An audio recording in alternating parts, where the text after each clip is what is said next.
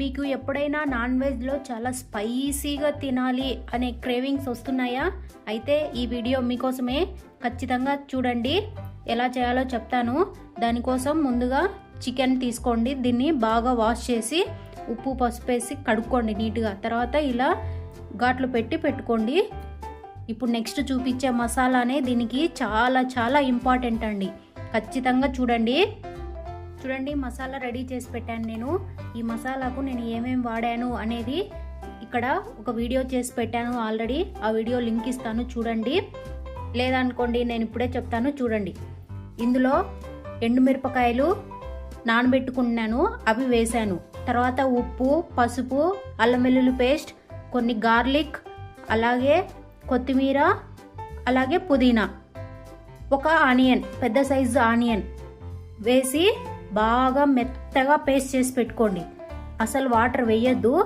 ఈ మసాలానే మనము ఇందాక చికెన్ కడిగి పెట్టుకున్నాం కదా, ఈ చికెన్లో వేసి ఈ చికెన్కి అంతటికి బాగా పట్టేటట్టు కలపండి.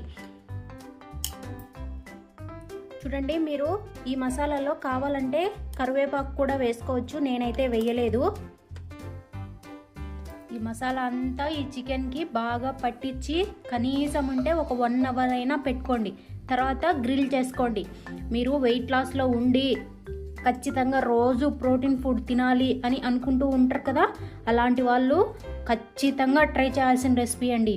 అలాగే చాలా స్పైసీ క్రేవింగ్స్తో ఫుడ్ తినాలి అనుకునే వాళ్ళకి కూడా ఇది బెస్ట్ ఆప్షన్. ఈ మసాలా వల్లనే చాలా చాలా ఫ్లేవర్ ఉంటుంది ఈ చికెన్. ఒక్కసారి ట్రై చేయండి.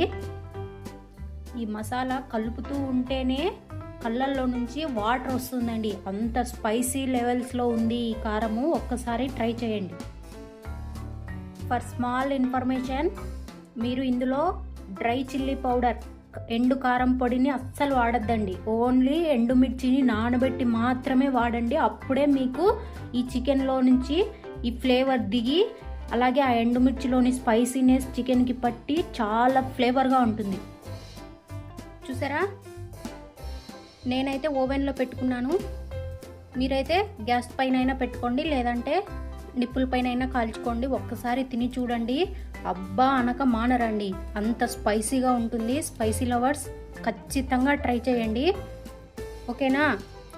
మరి మీకు వీడియో నచ్చితే ప్లీజ్ ఇలాంటి సింపుల్ అండ్ ఇంట్రెస్టింగ్ వీడియోస్ కోసం క్యూట్ జోష్కా ఫుడ్స్ ఛానల్ని లైక్ చేసి, షేర్ చేసి, సబ్స్క్రైబ్ చేసుకోవడం మాత్రం మర్చిపోకండి.